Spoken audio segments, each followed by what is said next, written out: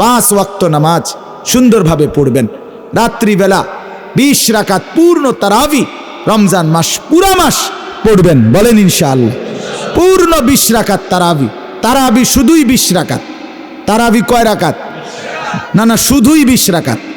তারাবি কয় রাকাত? আমি যেমনি কইছি হেমনে কর, শুধুই 20 রাকাত। বলেন কয় রাকাত? হ্যাঁ, তারাবি শুধুই 20 রাকাত।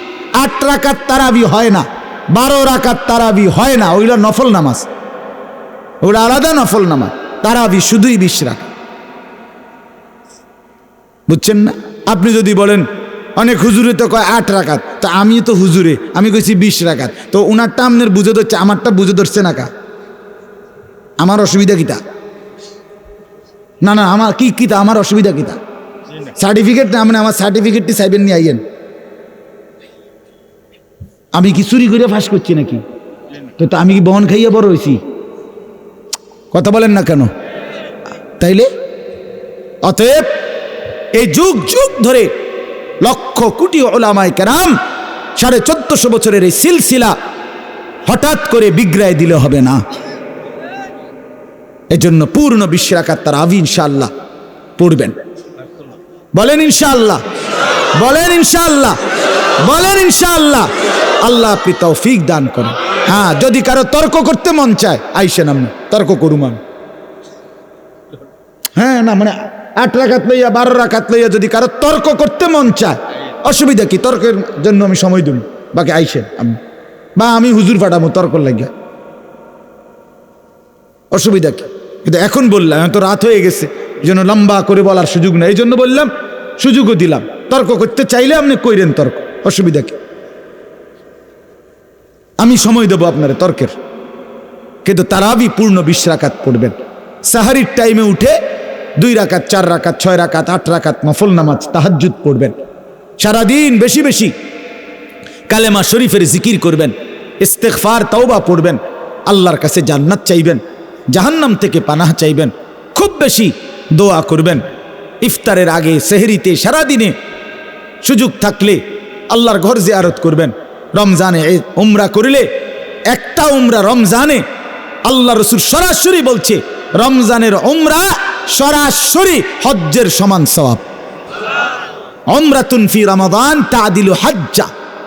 আরেক riwayat আছে মাই, আমার সাথে হজ্জের সমান, রাসূলের সাথে। হ্যাঁ, উমরা। আমি তো পরিষ্কার একটা কথা সবসময় বলি, এই বাপ, যেই চোখ মুমিনের, যেই চোখ সামর্থ্য থাকা সত্ত্বেও যেই চোখ কালো গিলাফ দেখে নাই কাবার, এই যেই চোখ মদিনার সবুজ গম্বুজ দেখে নাই, আরে বেটা তুমি দেখলা কি জীবনে? ওই চোখে দেখলা কি জীবনে? দেখলাটাই কি? তাইলে দেখার মজাই তো পাও নাই কিছু, এই চোখের স্বাদই তো পাও নাই। গত বছর এক উমরা সফরে রমজানে এক লোক বাংলাদেশি দৌড়াইয়া আমার কাছে আসছে, আইসাই আমার জড়ায় ধইরা বলতেছে, হুজুর আমি এবারই প্রথম আল্লাহর ঘরে আসছি, এবং আসছি শুধু আপনার এক কথার কারণ। আমি বললাম মানে? কই এই কথাইটা হুজুর, আমি বয়ানে শুনছি আপনি এই কথাইটা কইছেন যে যেই চোখ কালো গিলাফ দেখে নাই, মদিনার সবুজ গম্বুজ দেখে নাই, সে চোখ দেখলো কি? সে চোখ দেখার স্বাদে কি পাইল? দেখার কি মজা পাই? এজন্য আল্লাহর ঘর দেখার স্বপ্ন দেখি, ঠিক আছে না? ইনশাআল্লাহ রাসূলুল্লাহ সাল্লাল্লাহু আলাইহি সাল্লামের রওজায়ে আতহারের সামনে দাঁড়াবার স্বপ্ন দেখি। আল্লাহ কবুল করেন। কোরআনুল কারীমের মধ্যে আছে আল্লাহ তাআলা বান্দার আমলের সৌন্দর্য দেখতে চান। কি দেখতে চান বলেন না? এটাকে ইংরেজিতে বলে যে কোয়ান্টিটি নয়, কোয়ালিটি, অর্থাৎ পরিমাণ না, মূল বিষয় হলো কোয়ালিটি, গুণগত মান। ঠিক আল্লাহ তাআলা বারবার এটা বলছেন, লিয়াবলুয়াকুম আইয়ুকুম আহসানু আমালা। আহসান, আহসান মানে আল্লাহ তাআলা বলেন আমি তোমাদেরকে হায়াত দিয়ে পরীক্ষা করছি, তোমাদের আমল কতটা সুন্দর।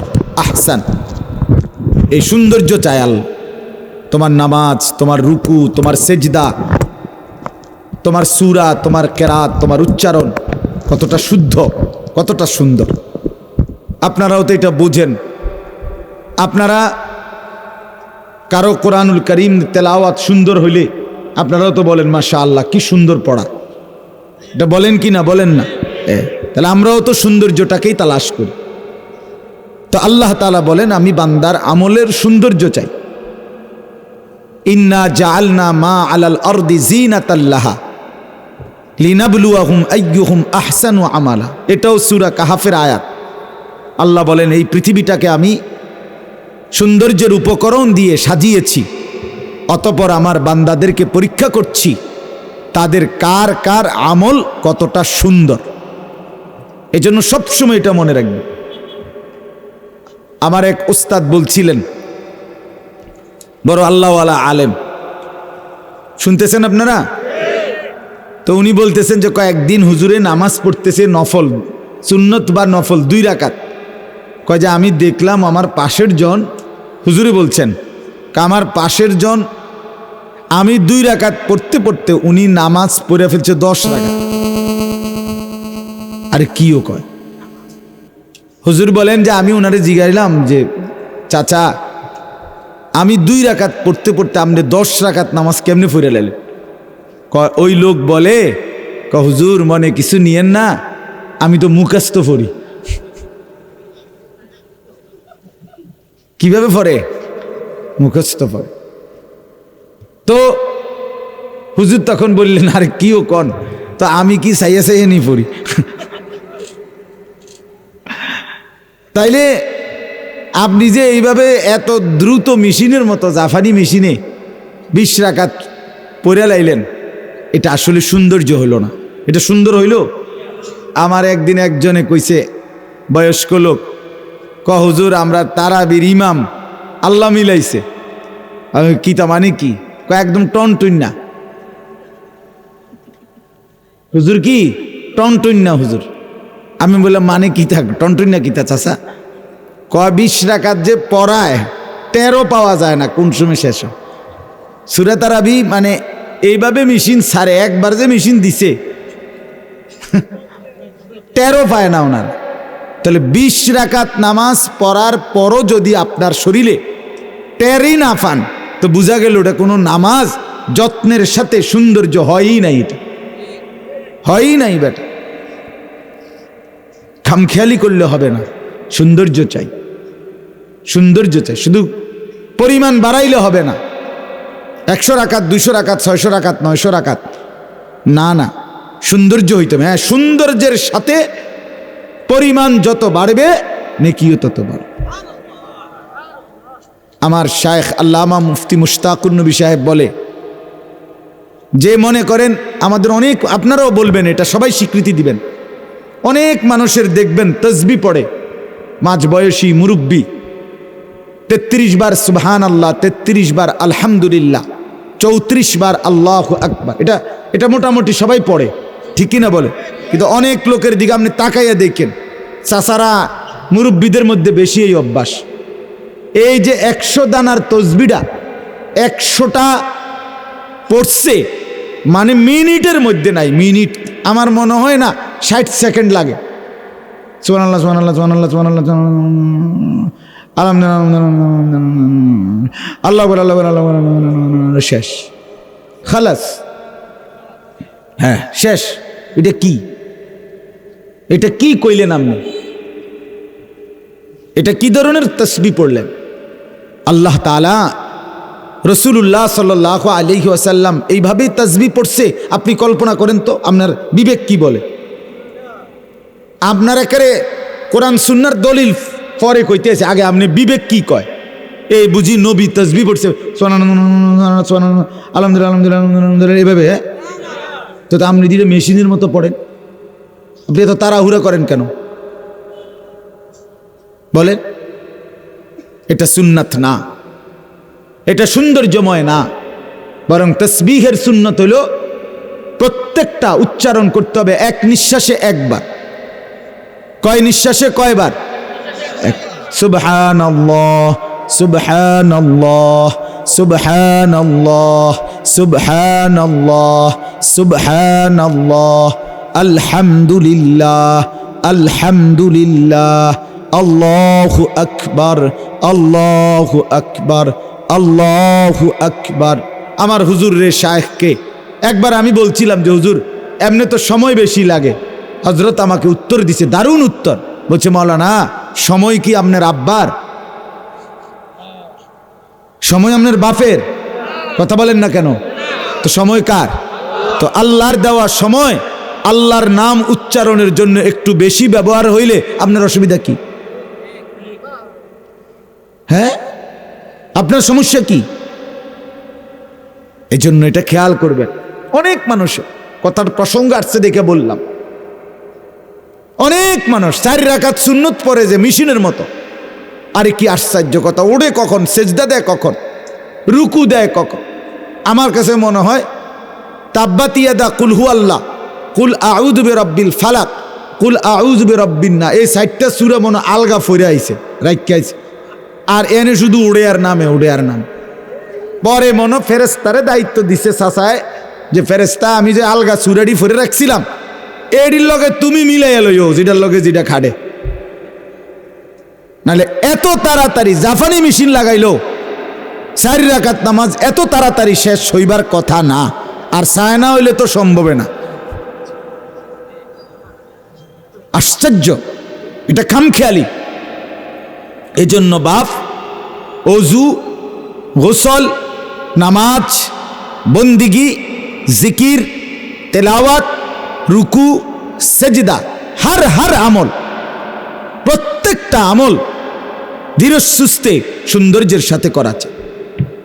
আপনাকে শিখতে হবে, আহসান শিখতে হবে, সৌন্দর্যময় বানাইতে হবে, খামখেয়ালি করলে হবে। 60 বছরে 2 রাকাত নামাজ সুন্দর করতে পারলেন না, কি করলেন? 60 বছরে 3 তাসবিহ সুন্দর করে পড়তে পারলেন না, তো কি শিখলেন আপনি? আপনি কি শিখলেন বলে? ইনসাফ কি বলে? আমাদের দেশে বলে, আমরা লাকসাম নাঙ্গলকোটের দিকে, দাদা কইছে বানতাম দান, বানতে আসি উদা দান। উদা দান বুঝেননি? কি রে কয়? ভিজা দান, ভিজা ভিজা দান রে কয় উদা দান। উদা দান বাইন নাইলে মানে এই ঢেকির মধ্যে যতই আপনি ঢেকির মধ্যে কি করে বান্ধে, ও ভিজা ধান, ধানের থেকে চাল আলাদা হয় না। কথা বোঝেন নাই? এই জন্য এটা গুরুত্বপূর্ণ বিষয় যে আপনি শুধু উদাদান বানাইলে হইতো না। তার মানে আপনি ভুল, অশুদ্ধ, আপনার মন মতো আপনার ইবাদত করলেই হবে না। প্রতিনিয়ত আপনাকে সুন্দর করার চেষ্টা করতে হবে। ইবাদত, আমল, নামাজ, রোজা, অজু, গোসল, জিকির, তেলাওয়াত সৌন্দর্য করার জন্য মৃত্যু পর্যন্ত চেষ্টা করা উচিত। এটার থেকে কেউ কোনোদিন অমুখাপেক্ষী হয় না। এই কথাটা খুব গুরুত্বপূর্ণ, মনে রাখবেন। বুঝছেন কিনা দেখেন। অর্থাৎ যত বড় আলেম হোক, নিজের আমল সুন্দর করার ক্ষেত্রে তৃপ্তি হওয়ার কোনো সুযোগ নাই যে না আমি এখন যেভাবে নামাজ পড়ি এত সুন্দর ওইটারে না, তাহলে তো এটা আপনি তৃপ্তি হয়ে গেলেন। কথা বোঝেন না আমার? না, এটা মুমিনের জন্য উচিত না। বরং আপনাকে আরো সুন্দর করার, আরো সুন্দর করার, আরো দামি বানানোর চেষ্টা করতে হবে, আরো চেষ্টা করতে হবে। আমার বাপ, খামখেয়ালি করবেন না। যে নামাজ পড়ে না সে তো পড়েই না, তাকেও বলা দরকার। যে তাসবিহ পড়ে না সে তো পড়েই না, যে জিকির করে না সে তো করে না। কিন্তু তাই বলে বহু মানুষে তো নমাজে পড়ে না, এই কারণে আপনি অশুদ্ধ পড়বেন নাকি?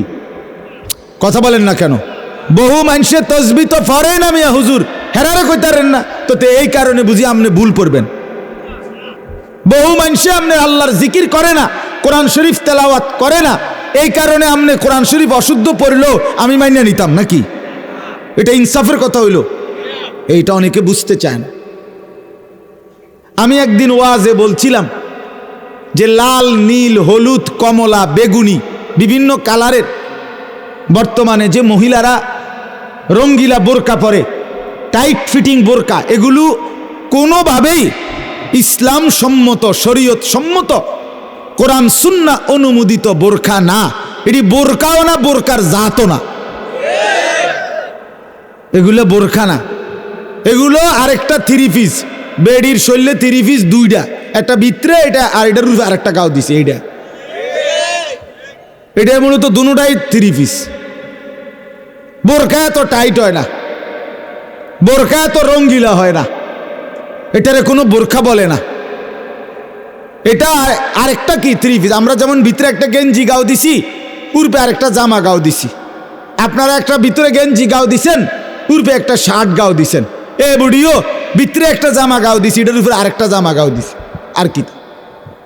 তো বোরকা হইতে হবে ঢিলে ঢালা, বোরকা হইতে হবে কালো, বোরকা হইতে হবে উপরের পাট্টাটা একবার হাঁটু পর্যন্ত নোয়ানো, বোরকা হইতে হবে এমন এতটা ঢিলে ঢালা যেন শরীরের গঠন বোঝা না যায়। মহিলাটা চিকন না মোটা লম্বা বেটে এটা বোঝা যাবে না, বিশেষ করে তার অঙ্গ প্রত্যঙ্গ বোঝা যাইতে পারবে না, নাই তো এটা বোরকা না। এখন আমি এটা বলার পরে একজন এরকম মাঝখান দিয়ে কইছে, হুজুর বেশি কইলে তো বেডিত ইডিও ফিনতো না। তখন আমি বললাম, চাচা এর মানে কি? এই কথার দ্বারা আপনি কি বলতে চাইছেন? এই কথার দ্বারা আপনি কি এটাই বুঝাইতে চাইছেন যে তাইলে আমরা এটা মেনে নেই? কথা বলেন না কেন? শরীয়ত বহির্ভূতটাও আমি মেনে নেই? না না, কেউ না মানুক, একেবারে এই পৃথিবীর একজন মানুষও, একটা মুসলিম নারীও বোরকা পরে না। তাই বলে কি আপনি আল্লাহর হুকুম শরীয়তের বিধানের মধ্যে কিছুটা ছাড়, কিছুটা ঘাটতি, কিছুটা কমাইয়া বলতে পারবেন যে বেডা মানসে মোড়ে কি করে না, জোর আসরে পরে না, আপনি আইসেন ফজর লইয়া মানে যাতায়াতি করতেন মিয়া, আর রাহেন ফজর পরে বাঁচতে পড়ব, আগে জোর ফরান, এটা বললে ইমান থাকবে নি? কথা বলেন না কেন? মানুষে তো শুক্রবারে নামাজে পড়ে না, আপনি আইসেন মিয়া 5 ওয়াক্ত লইয়া এনে বাড়াবাড়ি, এটা বললে হবে নি? দিন দিন, কেউ মানলো এর দূর, কেউ না মানলো কি। হাদিসের মধ্যে আছে, আল্লাহর নবী সাল্লাল্লাহু আলাইহি ওয়াসাল্লাম বলেন, তোমরা যদি সবাই ইবাদত করতে করতে সকলেই যদি নবী আউলিয়া সিদ্দিকিনদের মতো হয়ে যাও, তারপরেও আল্লাহর মর্যাদায় কিছুই বাড়বে না। আবার তোমরা নাফরমানি করতে করতে, কুফরি করতে করতে, আল্লাহর অবাধ্যতা করতে করতে যদি সকলেই ফেরাউন নমরুদ হয়ে যাও, আল্লাহ তাআলার শান আর মর্যাদার মধ্যে কমবে না। বান্দার ইবাদতের কারণে আল্লাহ বাড়ে না, বান্দার নাফরমানির কারণে আল্লাহ কমে না, বরং ইবাদত করলে বান্দারই লাভ হয়, না করলে তারই নোকসান হয়। বুঝাইতে পারলাম কি না বলেন? অতএব বাপ এটা গুরুত্বের সাথে খেয়াল করেন। আমি এই কথাটাকে লম্বা করলাম। কোরআনুল কারীমে আল্লাহ তাআলা বলছেন, লাকাদ খালাকনাল ইনসানা ফি আহসানি তাকওয়িম। আল্লাহ 4টা কসম করে বলছেন, 4টা কসম করে, ওয়াত-তিন ওয়াজ-জাইতুন ওয়া-তুরি সিনিন ওয়া হাদাল বালাদিল আমিন। 4টি কসম করে রব্বুল আলামিন বলছে, বান্দা শোনো, আমি মানুষকে আহসান, সবচেয়ে সুন্দর করে বানিয়েছি। কি করে বানিয়েছি? আহসান। এই শব্দটা কোন? আবার কোন? সবাই বলেন। হ্যাঁ, মানুষকে আল্লাহ কিভাবে বানিয়েছেন? আহসান। অর্থ কই না, এই শব্দটা কইবেন। মানুষকে আল্লাহ কিভাবে বানিয়েছেন? আহসান, আহসান। এবার আল্লাহ তাআলা বলেন যে আল্লাযী খালাকাল মাউতা ওয়াল হায়াতা লিয়াবলুয়াকুম আইয়ুকুম আহসানু আমালা। আমি তোমাদেরকে জীবন দিয়েছি, বানিয়েছি সবচেয়ে আহসান। এবার আমি আল্লাহ দেখতে চাই তোমাদের আমলও আহসান। তোমাকে বানাইছি সবচেয়ে সুন্দর করে, তুমি আমার বড় যত্নে গড়া, তুমি আমার নিজ হাতে সাজানো। ফি আইয়ি সূরাতিম মা শাআ রাক্কাবাক। আল্লাহ বলে, বান্দা আমি না তোকে বড় যত্ন করে বানাইছি রে। আমি সেই আল্লাহ, যেই আল্লাহ বানাইতে কিছু কুন বললে হয়, ফায়াকুন, হও বললেই হয়ে যায়। অথচ সেই আল্লাহ আমি 9টা মাস টানা, আমার মতো মনিবের 9 মাস না, 9 সেকেন্ডও লাগার কথা না, কিন্তু তোরে বানাইতে গিয়ে আমি 9টা মাস তোর মায়ের পেটে অন্ধকার জায়গায় আমি নিজ হাতে ডিজাইন করেছি, আমি কাজ করেছি। তুই আমার বড় যত্নে গড়া, তুই আমার হাতে গড়া বান্দা, তোরে আমি বড় যত্ন করে সাজিয়েছি। তোর মাকে জিজ্ঞেস কর বান্দা, তোর যেদিন নাক লাগাইছি, চোখ লাগাইছি, কান লাগাইছি, আমি কোনো দিন তোর মাকে জিজ্ঞেস করি নাই, তোর বাবাকেও জিজ্ঞেস করি নাই যে তোমার সন্তানের নাক কোথায় দিলে ভালো হয়, তুমি বলো। না না, আল্লাহ বলে আমি কাউকে বলি নাই, আমি আমার মতো করে আমার বান্দা আমি সাজিয়েছি। ওয়ালাকাদ খালাকনাকুম সুম্মা সাওয়ারনাকুম, আল্লাহ বলে আমি তোমাদেরকে বানিয়েছি, আমি তোমাদেরকে সাজিয়েছি, সাজিয়েছিও আমি, বানিয়েছিও আমি। তো বাপ আল্লাহ তাআলা বড় আহসান করে বানাইছে। আহসান বানাইছেন কিরকম?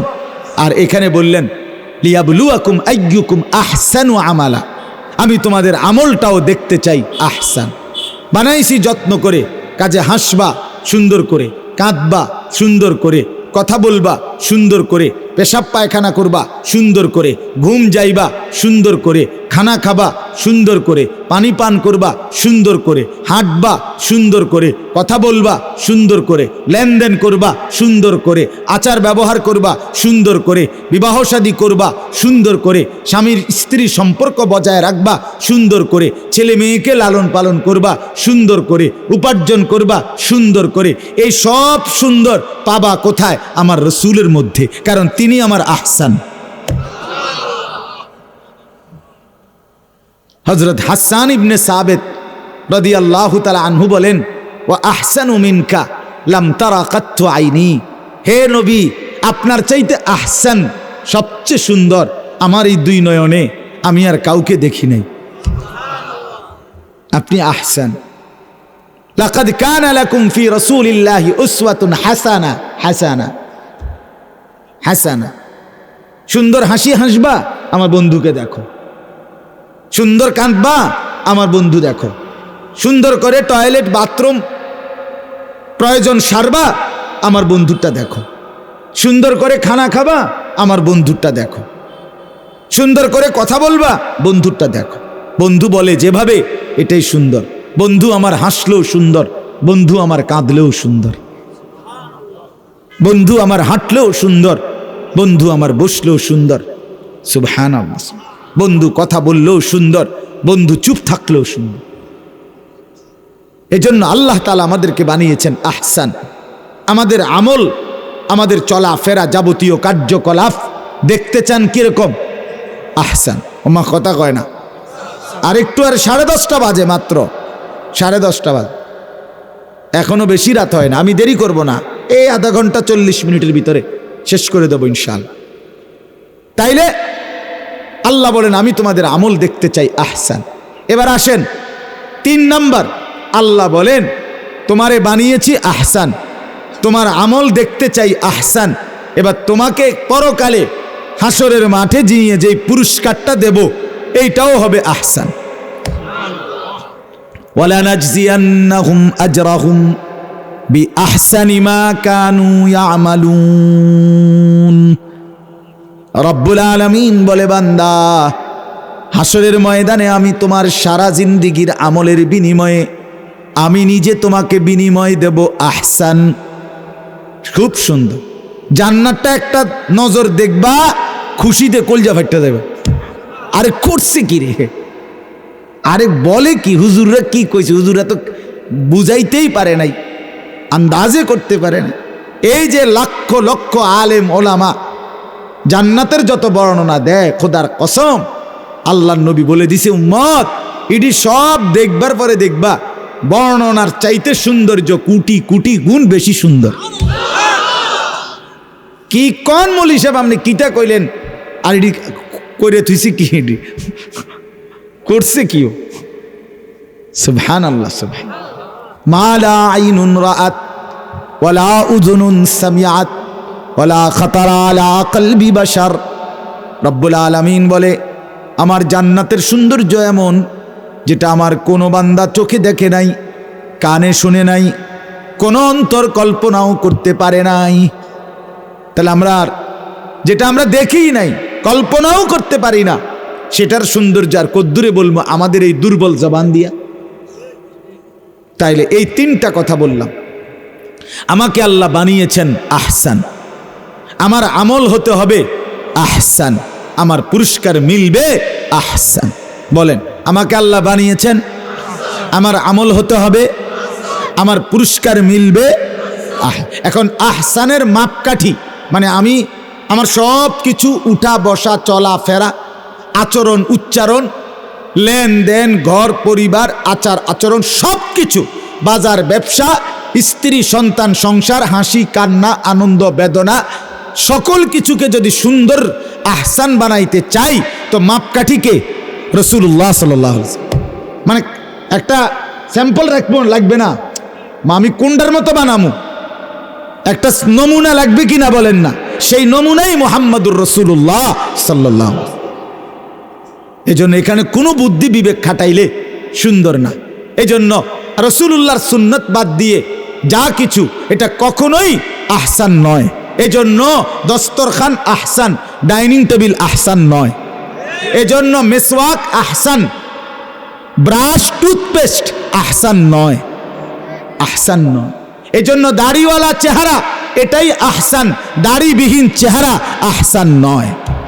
এজন্য চারদিকের সমান চুল এটাই আহসান, সেলুনের ওই বিশ্রী কাটিং মুশরিকের এই কাটিং তোমরা যুবকরা যারা মাথার চুল রাখছো তুমি মনে করছো এটা খুব হ্যান্ডসাম খুব সুন্দর, ধোকা, তুমি বোকা, তুমি বেওকুফ, তোমারে ধোকা দিছে।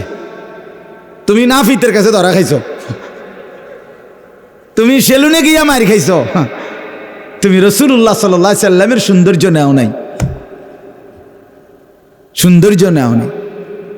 অতএব আমরা এই কথাটা ইনশাআল্লাহ আমি বলছি, আমাদের ইবাদত আমল যেন সুন্দর হয়, ওযু সুন্দর হইতে হবে, গোসল সুন্দর হইতে হবে, চলাফেরা সুন্দর হইতে হবে। এই যারা নেককার আছেন আলহামদুলিল্লাহ আপনারা প্রত্যেকেই বিবেকবান, যার কারণে এত রাত ঠান্ডার মধ্যে বসে আছেন। তার মানে আপনার এই বসে থাকা প্রমাণ করে আপনি আখেরাতকে নিয়ে ভাবেন, ঠিক কিনা বলেন না কেন? মানে কি খামখেয়ালি করতে বন খাইতে নাইছেন না? তাহলে তার মানে এটাই প্রমাণ করে আপনার কলিজার ভিতরে আখেরাতের ফিকির আছে, কবরের ফিকির আছে, আপনি ভাবতেছেন কিছু আখেরাত নিয়ে। অতএব বন্ধু আমার, বাপ আমার, নওজোয়ান সাথীরা আমার, আমার মুরব্বী চাচারা, যেহেতু আপনি ভাবেনি আখেরাত, আপনি যেহেতু বোঝেন পরকাল, আপনি যেহেতু কবরকে ভয় পান, আখেরাতকে ভয় পান, তাহলে আপনার আমার প্রত্যেকের অজু গোসল নামাজ রোজা রুকু সেজদা দোয়া দুরুদ তসবিহ তাহলিল সূরা কেরাত বাজার ব্যবসা আচার অনুষ্ঠান লেনদেন আরেকটু সুন্দর করার জন্য নিয়মিত হক্কানি রব্বানি ওলামায়ে কেরামের কাছ থেকে পরামর্শ নেন, দেখান, বলান, শুনেন, তাদের থেকে গ্রহণ করেন, তাইলে আরো সুন্দর হবে। খামখেয়ালি করেন না আমার এই কথাটা, রাগও হইয়েন না। আমি অনুরোধ করছি চাচার, অনেক বুড়া মানুষ, মাঝ বয়সী মানুষের মধ্যে অহংকার, কোনো আলেমের কাছে কোনো ইমামের কাছে উনি একটা রুকুও দেখাইতো না। উনারে জিজ্ঞা কইয়ে নামনে বলে চাচা আমনে তো 60 বছর চাই কদ্দুর আত্মাহিয়াতু হুজুর রে শুনান চাই, ভুল টুলো তো থাকতে পারে, হ্যাঁ এটা কদ্দুর ঠিক করেন, বেড়ায় আরো গার ফাঁক দিব। হ্যাঁ মিয়া লম্বা লম্বা কথা কন, কি বাতাসে বুড়ো হয়েছি না কিতা ইতানো অনজিঙ্গাল লাগবে? হ্যাঁ বাপরে, না না হ্যাঁ আমি একদিন একজনে বলছে আমার বাতাসে বুড়ো হয়েছি না, আমি না চাচা আপনি টাটকা রোদে বুড়ো হয়েছেন, বাতাসে না আপনার রোদে টাঙ্গাইয়া থুইছে, এই জন্য আপনি বুড়ো হয়েছেন। এই জন্য বললাম এটা তো কোনো কথা না, এটা কি কোনো অহংকার বা দমক দাউনের কোনো বিষয় ছিল? এটা আপনাকে ভালোর জন্য বলছি, আপনার ভালোর জন্য। আপনি যদি ওই দিন আমি একটা বড় মাহফিলে গেছি, অনেক মানুষ, তো ওনারা আমারে বলতেছে মাহফিলওয়ালারা যে হুজুর আপনি মুনাজাতটা একটু লম্বা করে করবেন, আমরা বিরিয়ানির প্যাকেট দিমু সবাই। তা আমি বললাম ভাই, আমি চাচা সবাই সামনে রাইখা যে আমি আমার 19 বছরে এই লম্বা সময় আলহামদুলিল্লাহ আমি এরকম মুনাজাত করমু আর মানুষের বিরিয়ানির ফুটলা দিব এমন মুনাজাত আমি করি না। আমি দোয়া এটা সরাসরি ইবাদত, কথা বলে না, এই যে দোয়া করি আমরা এটা ইবাদত। এটা কি আদ-দুআউ হুয়াল ইবাদা, এটা একটা ইবাদত সরাসরি, মুখুল ইবাদা, ইবাদতের নির্যাস মগজ।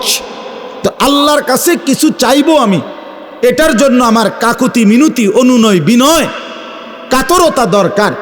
আর এখানে আমারে আমনে বুদ্ধি দিলেন আমি মুনাজাত লম্বা করমু বিরিয়ানির ফুটলা দওনের লাইগা, তার মানে এই মানুষটি লাড়ালাড়ি করব, ধাক্কাধাক্কি করব, ঠেলাঠেলি করব, কারাকারি করব দেখা এখন হুজুররে দিয়া আমনে আতিডারে আলগি দিয়ে ধরা রাখলেন। তো এই লোকের মাকসাদ কি থাকবে, যুবকের মনের মধ্যে কি থাকবে, আল্লাহ আমার এমনি কোনো চাওয়া পাওয়ার কিছু নাই মূলত, কিন্তু আমার অভ্যাস খারাপ, আমি আতলারি, এই জন্য হুজুররে দিয়ে আমারে আলগি দিয়ে রাখছে। এটা আমি এটা মানি না। আমি বললাম যে আমি প্রয়োজনে বসে থাকবো আধা ঘন্টা 20 মিনিট আপনারা দিয়া সারলে এরপরে আমি মুনাজাত করুম, কিন্তু আমি মুনাজাত চলাকালীন এই ফোটলা দিতে রাজি না। তো তখন আমি যেটা বলার উদ্দেশ্য, কথা শুনেন, ওই চাচা মুরব্বী মাহফিলের যিনি মেন আয়োজক উনি একটা দারুণ কথা বলছে, আমার ভালো লাগছে। তখন উনি ডাইরেক্ট সবার সামনে বলছে, কয় যে হুজুর আমি আজকে আমার জীবনে এই প্রথম এই কথাটা শুনছি, এইভাবে আমি এই কথাটা শিখলাম, বুঝলাম, আমাদের অনেক বড় একটা উপকার হইল। তো এনে ক্ষতি কি হয়েছে ওনারে? কথা বলেন না, ওনার ক্ষতি কি হয়েছে আমি কওয়াতে, না লাভ হয়েছে কিনা বলেন না কেন? তাইলে আপনি শিখে নিলে, ওলামায়ে কেরামকে জিজ্ঞেস করলে আপনার লস কি? আপনার যদি নিয়ত বাধাটা একটু সুন্দর হয় এতে কি আপনি কমে যাবে? আপনার রুকুটা যদি একটু সুন্দর হয়, আপনার সেজদাটা যদি আর একটু সুন্দর হয়, কত মুসল্লি আপনারা দেখেন মিয়া, আমনে একটা দিন 4 রাকাত নামাজে ফিসি দিয়া মসজিদে মানুষে যে সেজদা দেয়, আমনের একজন মানুষ আমি চ্যালেঞ্জ করলাম, আমনের আপনার ওই মসজিদে হোক, যে কোনো মসজিদে আপনি সেজদার টাইমে আপনি সেজদা দিয়েন না, আপনি দূর দাঁড়াইয়া ছাইয়া থাকবেন সবগুলো কাতারে, মানুষের ঠ্যাংডির কি অবস্থা দেখবেন, বহু লোকের 2 ঠ্যাং উঠেন না, আসেনি মানে আমি দেখছি নিজের চোখে, ঠ্যাঙা লেগে দিয়ে থুইছে। তো 2 পা উঠে ফেললে তো নামাজ সাকেত হয়ে যায়, নামাজ ফাসেদ হয়ে যায়, নামাজ বাতিল হয়ে যায়। তাহলে বেটার একটু বেখেয়ালির কারণে একটু ঠিক করে দিলে, এই কথাটা জানায় দিলে ক্ষতি কি ছিল? কথা বলেন না কেন? ওই চেয়ারে বসে অনেকে নামাজ পড়ে দেখবেন, নামাজ পড়ে না। তা আমি একদিন এক চাচা আমার পাশে, উনি চেয়ারে বইয়া নামাজ পড়তেছে, উনি রুকু দিয়ে নামাজের সূরা কেরাত ফইরা যখন রুকু দেয় তখন উনি এমনি স্বাভাবিক বসা, যেমনি বইয়া রয়েছে চেয়ারে, এমনি রুকুর টাইমে সাইফুল ভাই চায় না, মানে এমনি কদ্দুর হাতেরে আলগি দিছে সামনের দিকে, এটা রুকু। এরপরে সেজদা দিছে আট্টু হাতেডারে দোনোখানের সামনের দিকে আট্টু বাড়াইয়া, এটা বলে রুকু সেজদা। আপনি জীবন আপনার বাপে শুনছিনি এই কথা, ইডিনি রুকু? এটা কি এই হাতেরে একটু এদ্দুর বাড়াইলে বুঝি রুকু, আর কদ্দুর বেশি বাড়াইলে বুঝি সেজদা, এটা নি রুকু সেজদা। আমি তো এরুম রুকু সেজদা মাটির তলের কোনো কিতাবও তো পাইছি না, চাঁদের দেশেও তো এমন কিতাব নাই। এটা কি ধরনের রুকু সেজদা? আমি বললাম চাচা আপনি নামাজের পরে সুন্দর করেই বলছি, চাচা এটা কিতা করলেন? আপনি যদি রুকু সেজদা কি দিয়ে দিলেন? আপনি তো মাথা ঝুঁকলেন না। যে সেজদা দিতে পারে না সে তো মাথা ঝুঁকাবে। আরে কথা বোঝেন নাই, রুকুতে একটু কম ঝুঁকাবে, সেজদাতে তার চাইতে একটু কি করবে। তো আপনি যদি হাতা কদ্দুর আজ্ঞান আর ফিরচান, মাথা যেমনে এমনে, তো এটা হইল নি। তো তাহলে এই লোকটা তো মনে মনে ভাবতেছে আমি নামাজ পড়তেছি, তো তার নামাজ কই? বলেন না বাপ।